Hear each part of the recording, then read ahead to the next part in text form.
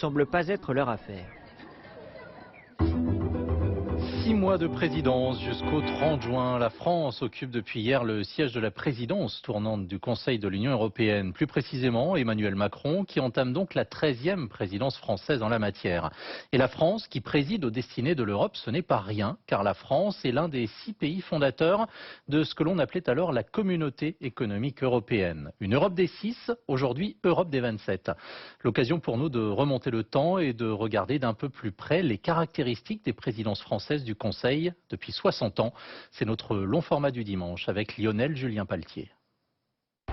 Franchement, le lieu ne paie pas de mine. Au cœur de Bruxelles, voici l'ARP, comme on l'appelle, la représentation permanente de la France auprès de l'Union européenne, en quelque sorte une ambassade. Pendant 6 mois, ce sera le cœur battant, le centre névralgique de l'Europe. Tout passera par ici, là où est conservé comme une relique le bureau de Jean Monnet, l'un des pères fondateurs. Depuis hier, la France exerce la présidence de l'Union européenne, enfin juste celle du Conseil des ministres des 27. Un projet, un programme, des compromis à venir, et puis la France. Alors qu'est-ce qu'elle est dans l'histoire européenne? 12 présidences passées, et puis la 13e qui démarre. L'Europe, l'Europe, l'Europe. Les grandes lignes de l'avenir européen. Eh bien, rêvons d'Europe. Le nationalisme, c'est la guerre. Mesurons avec fierté le chemin accompli. Au nom de l'Europe, travailler main dans la main. Ensemble, comment réussir à écrire nos nouvelles légendes? Il était une fois la présidence française du Conseil de l'Union. 7 présidents français ont eu à l'exercer, des sommets dans une communauté à 6 jusqu'au Conseil européen dans une union à 27, plus de 60 ans d'histoire. Voilà, bonsoir. Témoins des dernières présidences en 2000 et 2008, 2 anciens représentants permanents de la France à Bruxelles, Pierre Vimont et Pierre Sellal, 2 diplomates chevronnés. Le trait commun entre toutes ces présidences françaises, c'est l'investissement du président de la République, l'investissement du gouvernement, avec l'objectif de faire avancer les choses en Europe. En d'autres termes, une présidence française a l'ambition d'être tout sauf passive. Le président de la République française! Revers de la médaille, une image qui colle à la France. L'arrogance française, en effet, c'est un de ces mythes qui circulent à Bruxelles. Mais ce qui est vrai, et nos partenaires à la fois, comme je le disais, parfois nous critiquent et sont inquiets, et en même temps l'attendent de nous. C'est ça qui est un peu paradoxal, c'est que c'est la France souvent qui arrive avec des idées. Non pas que nos partenaires n'en ont pas, mais ils n'osent pas souvent les mettre en avant. Membre fondateur de l'Union, grand pays tout comme l'Allemagne, la France exerce-t-elle une présidence décisive? À certains moments oui, à d'autres non, et parfois c'est même une affaire de circonstances, souvent exceptionnelle. Et le plus marquant, c'est sans doute la présidence française de l'automne 1989. François Mitterrand préside le Conseil européen quand tout à coup...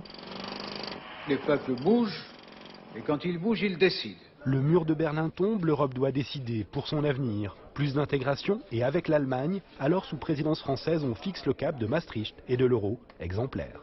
Rien n'est pire pour les délégations que le sentiment d'une présidence qui ne sait pas très bien où elle veut aller, qui godit, qui improvise. Il faut qu'il y ait un cap. Il faut savoir combiner ce besoin d'un cap, d'une direction, avec la capacité à réagir aux accidents. Pourtant, une présidence réussie, c'est un savant mélange de vision et de réalisme, de neutralité et de rigueur. Bref, vouloir l'idéal et comprendre le réel, et pour la France, une bonne dose d'humilité. Évidemment, du temps de l'Europe des 6, il était plus facile d'avancer. Mais déjà à l'époque s'est installée la culture du compromis.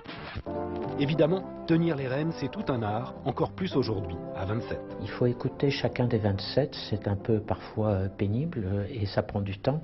La seule leçon que l'on peut retenir quand on a travaillé ici à Bruxelles, c'est que pour faire avancer les dossiers, il faut écouter les autres. En 2008, pourtant, l'écoute n'était pas la règle. Sous l'autorité énergique de Nicolas Sarkozy, il a fallu gérer la guerre en Géorgie, la crise financière, et puis cette anecdote autour du premier paquet énergie-climat. J'ai rarement vu un président du Conseil européen imposer une décision avec autant de détermination, pour ne pas dire de quasi-violence. Rudoyant les délégations, les bousculant, leur disant il faut décider. Ça a duré plusieurs heures, tendu. À la fin, ça s'est terminé par une standing ovation.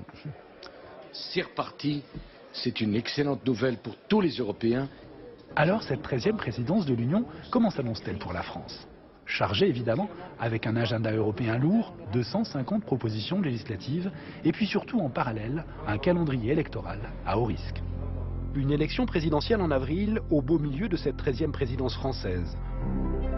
Toujours pas candidat, Emmanuel Macron l'assure, les deux peuvent se mener de front. Acrobatique, il entend profiter des premiers mois pour faire avancer sa propre vision de l'Europe. Ce qui sera surtout important, c'est de montrer qu'on peut faire avancer l'Europe et qu'on n'est pas condamné à une forme d'enlisement, de bureaucratie qui n'avance pas. Je crois qu'avec une présidence française dynamique, il s'agit aussi de montrer que non, l'Europe peut avancer. 200 groupes de travail ont été constitués pour l'occasion, près de 2000 réunions prévues à tous les niveaux. Je suis venu vous parler d'Europe. Pendant 6 mois, la France va donc parler d'Europe. En attendant la prochaine, prévue autour de 2035, il sera une fois la 14e présidence française. En Afrique